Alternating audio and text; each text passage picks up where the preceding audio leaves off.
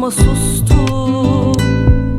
Dağıttın hayatımı, beni ağır yanılttın. Acım oldu ve gördüm gerçeği, içindeki seni. Buna rağmen tutuyordum o soğuk ellerini.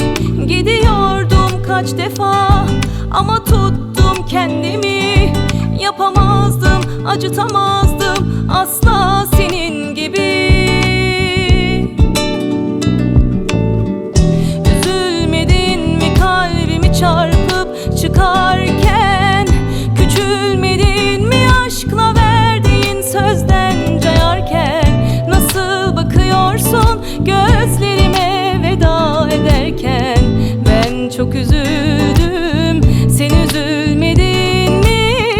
Üzülmedin mi kalbimi çarpıp çıkarken? Küçülmedin mi aşkla verdiğin sözden cayarken? Nasıl bakıyorsun gözlerime veda ederken? Ben çok üzüldüm, sen üzülmedin mi?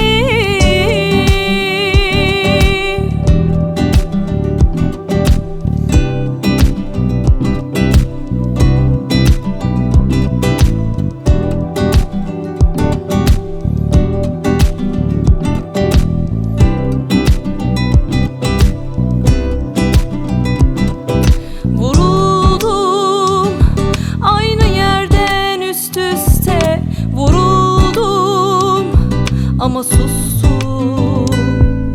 Dağıttın hayatımı, beni ağır yanılttın.